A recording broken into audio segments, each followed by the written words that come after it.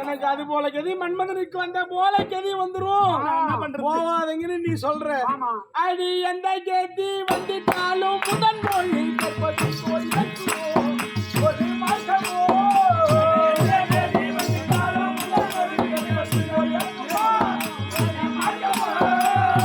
சொல்வது போல எனக்கு எந்த கதி வந்தாலும் சரி, அதை ஏற்கக்கூடிய ஆளு நாள் கிடையாது.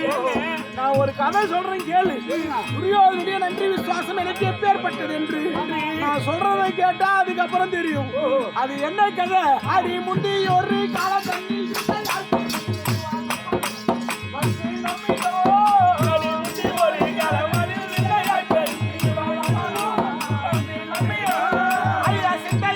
என்ன கொண்டு சேர்ந்துருவான்.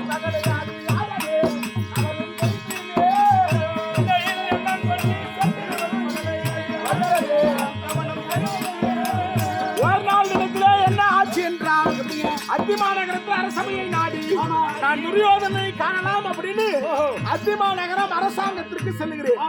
அங்க அரசாங்கத்திற்கு போன இடத்துல என்ன ஆச்சு? அரசாங்கத்துல துரியோதனன் இல்ல. நான் பார்க்க போனாலும் துரியோதன அரசாங்கத்திலே இல்ல. சரி, அரசாங்கத்திலே இல்லையாச்சு. சரி, அரண்மனையில இருப்பார், அரண்மனையிலே சென்று பார்க்கலாம் அப்படின்னு நான் அரண்மனைக்கு செல்லும்படியான நேரத்தில் அரண்மனைக்கு போய் பார்த்தாலும் அங்கேயும் துரியோதனன் அங்க இல்ல. பானுமதி மட்டும் இருந்தது. எங்கம்மா துரியோதனன் என்று அவர் காற்றுக்கு வேட்டையாட செல்கிறார். அவர் ஆள் இங்க இல்லன்னாங்க. சரி, வேட்டையாட சென்று வருவதற்கு நேரம் ஆகும். சரி, நான் கிளம்புகிறேன், போய் அப்புறம் பிறகு வரேன்னு நான் திரும்பி போறேன். பானுமதி என்ன சொல்லிருச்சு? அவர் திரும்பி வரும்படியான நேரம் இன்னும் சற்று நேரத்துல வந்துடுவார். நீங்கள் ஏதோ ஒரு முக்கியமான விஷயமாக பார்க்க வந்திருக்கிறீங்க, அதனால சற்று நேரம் அமர்ந்து அவரை பார்த்து விட்டு பிறகு செல்லுங்கள் அப்படின்னு அம்மா சொல்லு. சரி, போய் திரும்பி வர்றதை விட ஒரு வழியா நம்ம பார்த்துட்டு விபரத்தை முடிச்சுட்டு போயிடலாம். பேசி முடிச்சுட்டு போறா, அப்புறம் பேசிக்கலாம். அவன் என்னமோ கூப்பிடுறாங்க. அதனால சரி, சற்று நேரம் அமரவும் பானுமதி ஆனது என்ன தெரிவித்தது? சற்று நேரம் அமர்ந்தாலும் இருவருமாக பாய்ச்சி யாரும் இல்லாத வீட்டுல ஒரு பொம்மை சொன்னா யாரும் தான் உட்கார மாட்டாங்க. இருவருமாக சற்று நேரம் பாய்ச்சி ஆடலாம் அப்படி என்று அவன் பானுமதி வருந்தி கேட்கவும் சரி, எவ்வளவோ மறுத்து பார்த்தேன், கேட்கவில்லை. அதனால என்ன செய்தோம்? பாய்ச்சிகை எடுத்து இருவர் பாச்சகை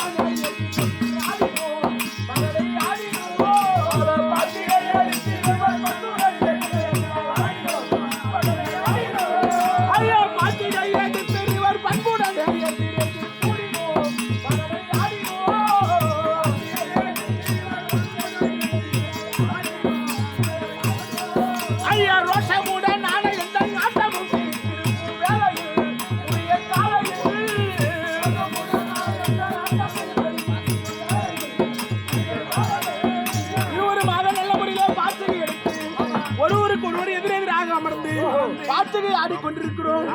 நான் அரண்மனை உள்பக்கமாக பார்த்தவருமாகவும் பானுமதி ஆனவள் வாயற்படியை பார்த்தவருமாகவும் இருவருமாக பாச்சகை ஆடி உள்ள பாக்குறாரு அரண்மனை உள்ள.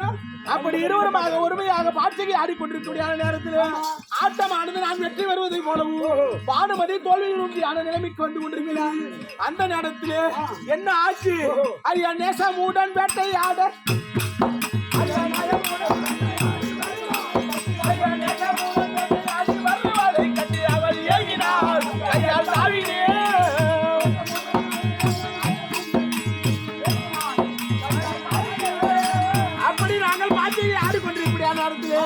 எனக்கு வெற்றிமடியான நேரத்தில் அந்த நேரம் பார்த்து துரியோதனன் காட்டில இருந்து வேட்டையாடி விட்டு அரண்மனைக்கு வரவும் அரண்மனை வாயிற்படியை பார்த்தவாறு பானுமதி அமர்ந்திருந்தாலே துரியோதனன் மன்னர் வருகிறாரே அப்படி என்று இந்த புறமாக பார்த்த அவள் துரியோதனை கண்டு எழுந்திருக்கவும் நான் என்ன நினைத்தேன், எதர்ச்சியாக நம் ஆட்டத்திலே தோல்வியில போனோம் என்று தோல்வி பயத்திலே தான் பானுமதி எழுந்திருக்கிறாள் என்று அவள் எழுந்திருக்கவும் நான் கையால் இப்படி எட்டி பிடித்து தாவினேனே. இப்படி எட்டி பிடித்த உடனே என்னாச்சு? ஐயன் ஆசையுடன் கொண்டிருந்தேன் ஆபரணம் மற்றும் ஆச்சுதே லேசம் ஆச்சுதே.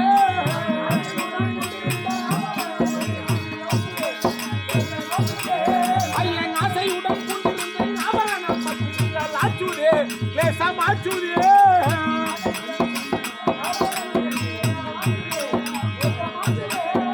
அந்த ஆபரணமானது முத்துமாலையானது கழுத்தே பானுமதி அணிந்திருந்தாலே நான் எட்டி இப்படி நீ பானுமதி என்று பிடிக்க பிடிக்கவும் என்னுடைய கரமானது பட்டு அந்த முத்துமாலையானது அருந்து கிளையே சிதறியது. அந்த முத்துமாலையானது சிதறவும் துரியோதனன் வந்து நிற்கிறார். துரியோதனன் வந்து நின்று என்ன செய்கிறார்? ஐயா துரியோதனும் அருகில் வந்து பிரியமாய்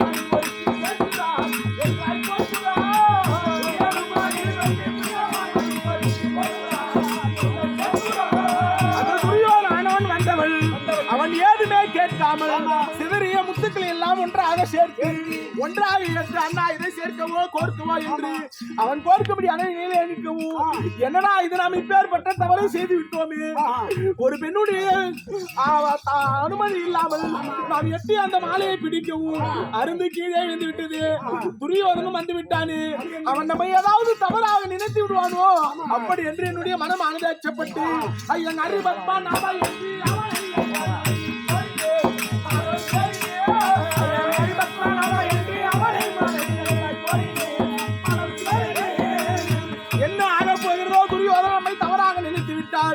என்ன ஆகுது? இத்தனை நாள் நட்பாச்சு. அவன் ஏதாவது தவறாக மனதிலே ஏசாக சிறு சந்தேகத்தை ஏற்படுத்தி விட்டாலும் என் உயிர் போனதற்கு சமமாச்சு. அப்படி என்று நாராயணா கோவிந்தா நான் என்ன செய்வேனோ அப்படி என்று என்னுடைய மனமானது குன்றி நான் கவலையாக தலை கொண்டிருக்கிறேனே. என்னை கண்ட துரியோதனன் என்ன செய்கிறான்? ஐயா நெறி அறிந்த மன்னன் அறுவை தலை எனக்கு ஆடென்றார் பகடை பாடென்றார்.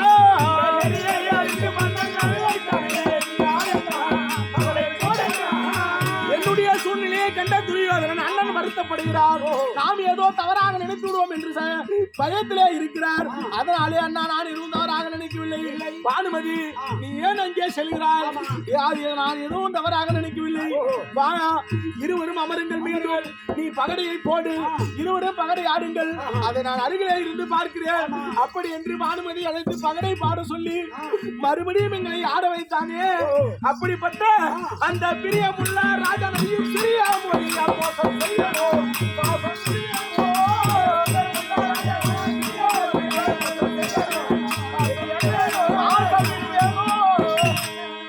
அப்படிப்பட்ட என் மீதும் பானுமதி மீதும் அவனுக்கு எவ்வளவு நம்பிக்கை இருந்தால் மன்னன் கர்ணன் தவறு செய்ய மாட்டார்.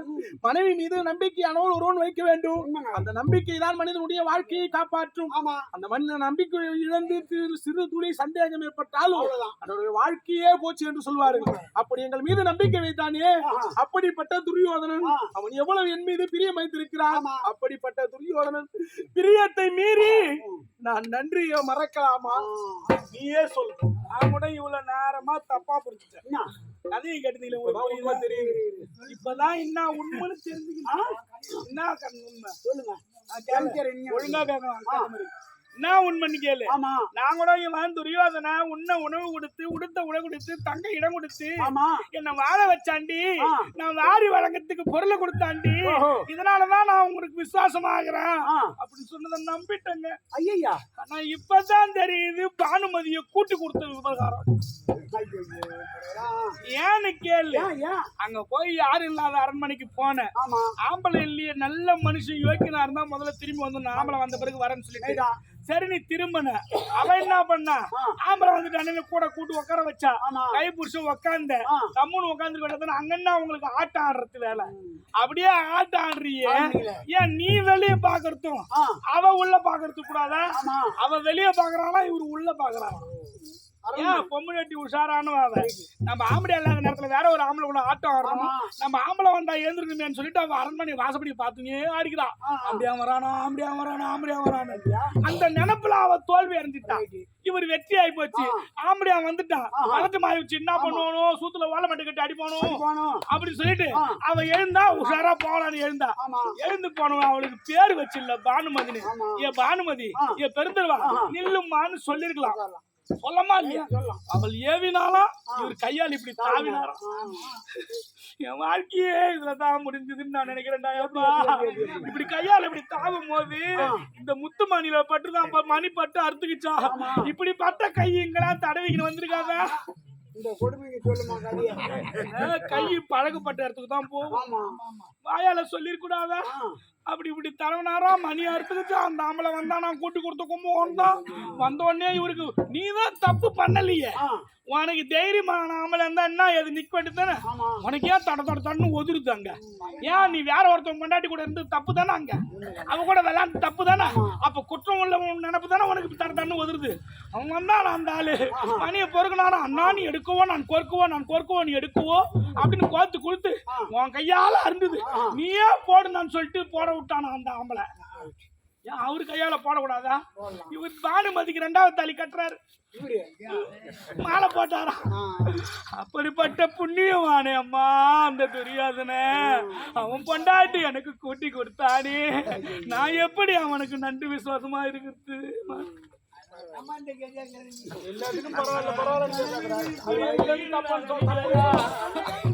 அந்த படுவாவிதான் என் குடும்பத்தை கெடுத்தானா அந்த படுவாவி சொன்னாலிதான் என் குடும்பத்தை போய் பாவின்னு சொல்றியே இவளை பத்தி ஒரு கதை இருக்குது இவ கதையை சொல்றேன் என்ன தெரியுமா பண்ணா துரியோதனை போய் பாவின்றியே நீ என்ன பண்ண அடி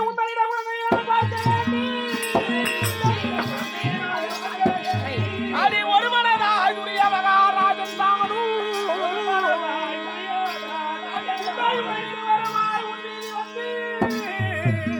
இதனால் அவதரித்த பாலத்தனை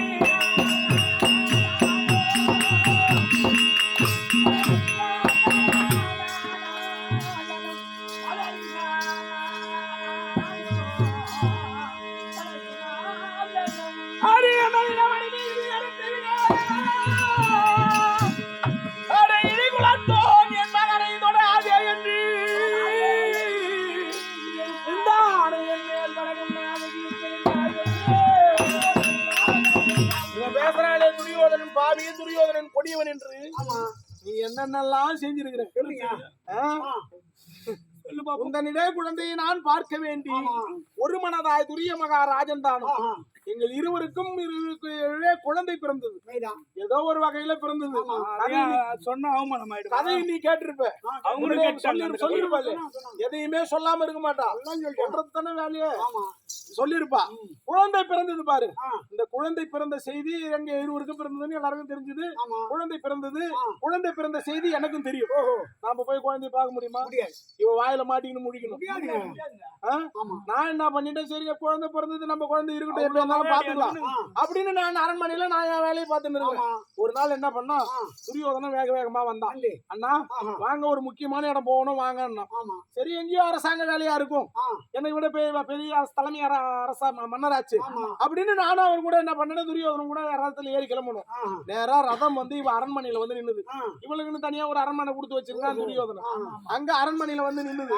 இன்னொரு இடத்துல இவன் என்ன பண்ணா துரியோதனம் இறங்கணும் எனக்கு என்னடா பண்றதுன்னு ஒண்ணும் புரியல என்ன வாங்க பயப்படாதீங்க நான் பாத்துக்கிறேன் நான் போனேன் அரண்மனையில வெளியில ஒரு திண்ணை 2 பேரும் அந்த ஒரு திண்ணையில நான் உள்ள போகல வெளியிலேயே உட்காந்துட்டேன் இவன் வாயில போய் மாட்டி நம்மளால முழிக்க முடியாது அப்படின்னு இவன் என்ன பண்ணான் துரியோதனை நேரா உள்ள போனான் தொட்டில குழந்தை தூங்கி கொண்டு இருந்தது இவன் எங்க போனாலும் என்னால தெரியல குழந்தைய விட்டுட்டு இவன் என்ன பண்ணான் போனவன் எதுவும் சத்தம் கொடுக்கல யாரையும் கூப்பிடல எதுவும் பண்ணல அவன் மகாராஜாவாச்சு போனவன் குழந்தைய தூக்குனா கொண்டு வந்து அண்ணா இந்தாங்க உன் குழந்தை அப்படின்னு என்கிட்ட கொடுத்துட்டான் நான் மடியில வச்சுன்னு குழந்தைய பாத்துட்டு இருக்கிறேன் இவன் எங்க இருந்து ஓடியாந்தாலோ பஜாரி மாதிரி வந்து பார்த்தவன் குழந்தைய பார்த்தா தொட்டில குழந்தை இல்ல திப்பு திப்பு திப்பு ஓடியாந்தவன் என்ன பண்றா இழிகுலத்தோன் என் மகனை தொடாதே என்று இழிவான ஜாதிக்காரன் கீழான ஜாதிக்காரன் இவன் மனுஷனா இருந்தா இப்படி ஆத்திரம் வரணுங்க ஒரு கதை கேட்கும் போது இழிகுலத்தோன் ஈழான ஜாதிக்காரன் கீழான ஜாதிக்காரன் நீ என் பிள்ளையை தொடுவதா அப்படின்னு மடி மேல இருந்து குழந்தை இப்படி புடுங்கன்னு இப்படி திரும்பினா குழந்தைய புடுங்கினா புடிங்கினா இப்படி திரும்பினா பாரு இதை விட்டு நாடினுங்கிற பாரு முந்தாணி இவளுக்கு எப்பயுமே முந்தாணி கட்டுற வேலை கிடையாது இப்படி சொருவிட்டா அது மாதிரி அது இடத்துல இருக்கும் நல்லா இருக்கும் இவ ஏற்கனவே முந்தாணி சொருவி இருந்தானா குழந்தைங்கர்ல அந்த பேச்சு கிடையாது இவன் என் கூட குடும்பம் நடத்திருப்பான் இவன் முந்தாணி அந்த பொம்மிடாட்டிக்கு மேல படத்தானே பாப்பா ஆளும்பதுன்னு அவங்க பேசவும் அப்புறம் கதை சொல்லவும் இவன் என்னை விட்டு போவும் இந்த கதை இதே போல என்ன பண்ண இந்த துண்டை காட்டா இந்த முந்தாணி என்ன பண்ணா இப்படி பட்டுது பாரு இந்த முந்தாணி எது வரைக்கும் என் மேல பட்டுதோ இந்த எது வரைக்கும் என் மேல போட்டதோ என் முன்னாடியே எடுத்து ஏங்க மகாராஜா அது எப்படி எல்லாம் பாக்கணும் நீ வேலை எப்படி டேய், சொல்றேன்டா, சும்மா புரியுங்க மாட்டேங்குது. இந்த முந்தானை படையன் மேல் என் முன்னாக கிழித்து கிழிச்சு என்ன பண்றான்? முந்தானி எது வரைக்கும் போட்டுதோ அது மேல முடிச்சு கிழிச்சு கூட தூக்கி போட்டா பரவாயில்ல. முந்தானி என் மேல் பட முன்னாக கிழித்து என் முகத்தில் போட்டான். இந்த முந்தானி தானே தீட்டாய் போச்சு. அந்த நான் என்ன கேக்குறேன், இந்த முந்தானி இது வரைக்கும் காட்டா ஆமா கிழிக்க மாட்டான், பயப்படாதா. இந்த முந்தானி இது வரைக்கும் பட்டது இதோட கீழ்ச்சிட்டேன். ஆமா ஏன் இதுக்கு என்ன இந்த முந்தானி நூல்ல தீட்டு ஏறி அப்படி என் மூஞ்சிலே முகத்தையே கிழித்து முந்தானி போட்டு என்னை இழிகுலத்தோன் என்று மகனையே பார்க்க விடாமல் திருத்தின பாவி. அவங்க வீட்டுக்கு போன தண்ணிக்கு கொண்டு கொடுத்தாங்களா? என்ன காரணம்னா வேதமை என்பதெல்லாம் பெண்களின் வசனம். அது என்ன காரணம்னா ஏற்கனவே காலத்துல பெண்கள்னா நான் என்ன நினைப்பாங்க, ஒருத்தவங்களை பார்த்தா ஒரு சொல்லு சொன்னாங்கன்னா அதையே நம்புவாங்க பெரியவங்க சொல்றது. அது போல நான் நம்பிட்டேன். இது போல ஜாதி கேட்டு கல்யாணம் பண்ணக்கூடாது, ஜாதி கேட்டு திருப்பணம் பண்ணக்கூடாது, வாழ்க்கை செய்யக்கூடாது அப்படின்னு சொன்னதை கேட்டு கேட்டு வந்துடுறேன். நீங்க தான் ஜாதி கேட்டு போயிட்டீங்களே, ஜாதிக்கெல்லாம் சின்ன ஜாதியாச்சு அப்படின்னு மனசுல நினைச்சு அந்த பேதமையை நினைச்சதுனால நான் அப்படி இருந்துட்டேன். இப்பதான் நீங்க யாருன்னு தெரிஞ்சு போச்சு. ஐயா நான் அப்ப சேர்ந்து தப்பா கூட விட்டோம். நீ இப்ப முந்தானினா போடு, உடம்புனா போடு, எதனா போடு, இனிமேல் ஒரு வார்த்தை கேட்டா கேளு. இப்ப வாழலான்னு என்னமா உங்களுக்கு நடக்காது. கூட்டு படுக்க வாங்கினேன் அப்படின்னு வந்து நாளைக்கு என்ன சொன்னாலும் சரி, நாளைக்கு போற ஊர்ல காரணம் மட்டும்தான். நாளைக்கு என்ன உரைத்தாலும் சரி, நான் நிக்கிற மாதிரி கிடையாது. சண்டைக்கு போவது உறுதி. நான் போறேன். ஐயா, நான் எதையுமே நினைச்சு வாழ்ந்துட்டேன். அதெல்லாம் தப்பா நினைக்காதீங்க. கடைசியா என்ன சொல்றேன், நீங்க போய்தான் அவனு ஒரு முடிவோடு இருக்கும்போது நீங்க எப்பொழுதும் சிவனை வணங்கக்கூடியவர், சிவ பூஜையை முடிச்சு வாங்க. கடைசியா இது வரைக்கும் ஒரு டம்ளர் தண்ணி மட்டும் கொடுத்தது கிடையாது எங்க அம்மையானுக்கு. தெரிஞ்சா சரி, நீயா சொல்லணும், 4 பேர் தெரிஞ்சுக்கணும். தண்ணி பிடிக்க குடத்தை எடுத்துன்னு போனா பாரு தெரியாது. அந்த குடத்தை திருப்பி வச்சுட்டு போனாலும் நானா போய் புடிச்சு வந்து கூட குடிச்சிருப்பேன். அங்கே கிடையாது. அந்த குடத்தை அங்கேயே போட்டு உடச்சிட்டு போனவன் தான்.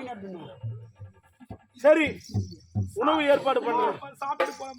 சீக்கிரமா சாப்பிடலாம். காரணம் என்னன்னா, ஏன் இவ்வளவு பேசுன காரணம் என்னுடைய புருஷனை பத்தி எனக்கு தெரியும். ஏன் கண்டிப்பா தங்கம். ஆமா காரணம் என்னன்னா, என்னை விட்டுட்டு அவங்க பிரிஞ்சிருந்தா கூட மறைமுகமா ஒரு மந்திரக்கல்ல மூலியமா இருந்தா கூட என் கூட தான் தப்பு பண்ணாங்களே தவிர வேற ஒரு பெண்ணை அவங்க தேடி போனது கிடையாது. அவங்க நினைச்சிருந்தா எத்தனையோ பெண்ணை கல்யாணம் பண்ணி குடும்பம் பண்ணிருக்கலாம், எத்தனையோ பொண்ணை வச்சிருந்துருக்கலாம். ஆனா அவங்க ஒரு நாட்டுக்கு அரசனாக இருந்தாலும் மற்ற பெண்கள் மீது மன்ன நாடவில்லை. ஏன் இப்படி பேசினா, பெண்களுடைய புத்தி அவங்க கூட சேர்த்து வச்சு பேசும்போது சிக் போடி பைத்தியக்காரி போயும்போது ஒரு பொண்ணுக்காக பொம்னாட்டிக்காக நான் சண்டைக்கு போறேன்னு சொல்றேன். நான் சண்டைக்கு போக நின்றுடுவாங்கன்னு ஒரு அல்ப ஆசை தான். அதுக்குள்ள இவங்க போற நம்பிட்டாங்க. ஆனா எனக்கு மனசுல என் ஆம்படியான பத்தி எனக்கு தெரியும். ஆனா இருந்தாலும் மனைவி பாசம் ஈடுபடவில்லை. இது முடியல. இன்னைக்கு ஒரு பொழுது சண்டைக்கு போகாம நிறுத்தினாதான் என் தாலி நினைக்கும். இதுக்கு வேற வழி கிடையாது. கவிச்சாலையில் என் மகன் விசிறுக்கு இருக்கிறான். அவனை கூட்டு பிள்ளை பாசத்தை ஊட்டு நிறுத்தலாமா? மகனை அடுத்து வரியா? சீக்கிரம் கூப்பிடுவான். நாயகம்